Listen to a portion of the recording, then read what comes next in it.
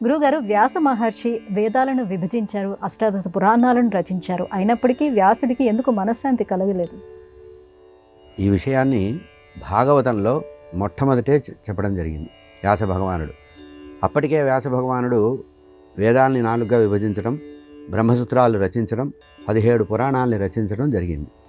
ఆ రచించిన తర్వాత తాను చేయవలసిన పనంతా పూర్తయిపోయింది అనుకున్నాడు. ఎప్పుడైతే మనం చేయవలసిన పని పూర్తిగా అయింది అనుకుంటామో అప్పుడు మనలో ఒక రకమైనటువంటి ఆ స్టేటస్ అనేది వస్తుంది. అంటే చిత్తాహంకారం అనేది వస్తుంది. అంటే మనం ఇంత పని చేసాం, అబ్బా నా వల్ల అయింది అనే భావం. అంటే వ్యాసుడు ఏమనుకున్నాడంటే తాను చాలా గొప్ప వాంగ్మయ సృష్టి చేశాను అనుకున్నాడు. ఇట్లా అనుకొని కూర్చున్నాడు. గంగానది ఒడ్డున కూర్చుంటే ఆయనకు అనిపించింది ఏంటంటే నిజంగా నేను సాధించవలసింది సాధించాల. అంటే అర్థం ఏంటంటే లౌకికంగా చెప్పవలసిన విషయాలు చెప్పాను, ధర్మార్థకామ మోక్షాల గురించి చెప్పుకుంటూ వచ్చానే కానీ ఏదో నాలో లోపం కనబడుతోంది, ఇంకా చిత్తం స్థిరం కాలేదు. ఎందుకంటే ఈ భాగవతం రచించడానికి ముందుగా ఆయన మనసులో కలిగిన చిత్తవృత్తి ఏంటంటే కురుక్షేత్ర సంగ్రామ రంగాన్ని వర్ణించాడు.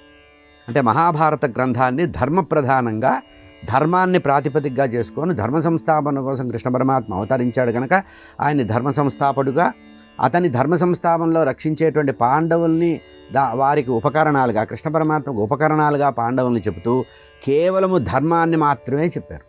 అంటే ధర్మవిహితమైనటువంటి విషయాలు చెప్పబడింది అందులో. దానివల్ల ఆయన చిత్తవృత్తి నిరోధం కాల, పూర్తిగా చిత్తశాంతి కలగల. అట్లా కూర్చున్నప్పుడు నారదుడు యోగీంద్రుడు వారు వచ్చారు. నారదుడు ఏం చెప్పారంటే, భగవంతుణ్ణి నువ్వేం చేశావంటే ధర్మ ప్రబోధకుడిగా మాత్రమే చూసావు, కృష్ణ పరమాత్మని ధర్మం ప్రకారమే అతన్ని ఆలోచించావు తప్పించి భక్తికి పరంగా పరమాత్మ గురించి ఆలోచించాల. అంటే కృష్ణ పరమాత్మలో ఉండేటువంటి ఏ భగవత్ తత్వం ఉందో ఆ పరిపూర్ణమైనటువంటి భగవత్ తత్వాన్ని నువ్వు చెప్పలా. కృష్ణ పరమాత్మని మంత్రిగా, సారథిగా, పాండవులకి మేనబావగా ఇట్లా చెప్పుకుంటూ వచ్చావు. ఒక్కొక్క సందర్భంలో భారతంలో చెప్పినప్పుడు కృష్ణ పరమాత్మ లోకనిందకు కూడా కారణమయ్యాడు. ఏది శిశుపాలను సంహరించినప్పుడు కానీ, ద్రోణవధప్పుడు కానీ, ఇతరత్ర విషయాల్లో కానీ కృష్ణుడిని నిందించిన సందర్భంగా నేరుగా పాత్రల ద్వారా చెప్పారు వ్యాస భగవానుడు భారతంలో. అంతేగాని కృష్ణ పరమాత్మని భక్తులు చాలామంది ఆరాధించారు. ఆ భక్తుల కథ చెప్పవయ్యా, కృష్ణ పరమాత్మ యొక్క గుణాన్ని, లీలల్ని వర్ణించు, ఆయన సౌందర్యాన్ని వర్ణించు, భగవంతుడి యొక్క గుణ లీలా విలాసాన్ని వర్ణిస్తే నీ చిత్తతాపం పోతుంది అని చెప్పడం వల్ల మనకి మామూలుగా భాగవత అవతరణకి కారణమైంది. అంటే ఇది నారదుడు వచ్చి చెప్పే వరకు ఆయనకు అర్థం కాల. ఇంత నేను పని చేసినా కూడా ఇంకా నాకు మనశ్శాంతి రాలేదు అంటే మనశ్శాంతి కారకమైనటువంటి భగవద్ ధర్మాన్ని, భగవత్ లీలల్ని, భగవద్ విభూతిని, భగవంతుడి యొక్క భక్తుల యొక్క చరిత్రని వర్ణించడం వల్ల చిత్తశాంతి కలుగుతుందంటే అప్పుడు నారదుడి యొక్క ఉపదేశంతో వ్యాస భగవానుడు స్వయంగా తాను విష్ణుమూర్తి యొక్క అంశావతారం అయినప్పటికీ కూడా నారద ఉపదేశంతో, అంటే బ్రహ్మగారు నారదుడిని పంపిస్తే నారదుడు చెప్పాడు ఈ మాట. అట్లా నారదుడు చెప్పడం వల్లనే భక్తి ద్వారా భాగవతం వర్ణించడం వల్ల, అంటే భగవంతుణ్ణి స్తుతించడం వల్లనే మనకి ప్రయోజనం వస్తుంది అని భాగవతం చెప్తోంది. అట్లా భగవంతుణ్ణి స్తుతిస్తే కానీ భగవంతుడికి తృప్తి కలగదు కనుక అదే విషయాన్ని వ్యాస భగవానుడికి నారద యోగీంద్రుల వారు చెప్పారు. భగవంతుడి యొక్క అమలమైనటువంటి లీలల్ని వర్ణించరా నాయన, అట్లా వర్ణిస్తే నీ చిత్తతాపం పోతుంది, ఆ భగవంతుడి యొక్క అపారమైనటువంటి కృప, కరుణ నీకు కలుగుతుందన్నారు కనుక నారద ఉపదేశంతో రచించబడిన భాగవతం ద్వారానే అతనికి చిత్తస్థిరం కలిగింది.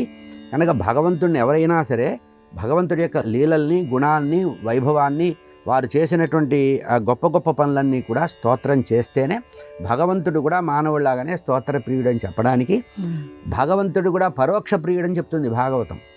అంటే మీరు భాగవతాన్ని బాగా ఆలోచిస్తే 9 స్కంధాల వరకు కృష్ణుడు రాడు, 10వ స్కంధంలో కృష్ణుడు వస్తాడు.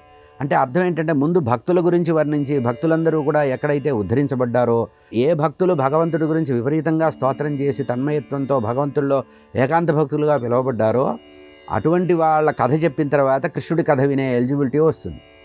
అంటే భాగవతంలో కృష్ణుడి గురించి తెలుసుకోవాలంటే ముందు భక్తుల గురించి తెలుసుకోవాలి. భక్తుల గురించి తెలుసుకొని ఆ భక్తుల మార్గంలో వాళ్ళ అడుగుజాడల్లో కనుక మనం వెళితే మనకి కృష్ణ పరమాత్మ యొక్క యథార్థ తత్వం తెలుస్తుంది. ఎందుకంటే కృష్ణుడి కథలో రకరకాల లోకంలో విపరీతమైన ఆలోచనలు వస్తాయి కదా. ఈ ఆలోచనలన్నీ వెనక్కి వెళ్ళిపోవాలంటే ఈ 9 స్కంధాల్లో ఉండే కథని సమగ్రంగా కనుక ఎవరైతే వింటారో అప్పుడు కృష్ణ పరమాత్మ కథ వినేటువంటి యోగ్యత వస్తుంది. కనుక 10వ స్కంధంలో కృష్ణ పరమాత్మ వచ్చారు. కృష్ణ పరమాత్మని వర్ణించడం వల్లనే చిత్తతాపం పోయింది వ్యాస భగవానుడికి.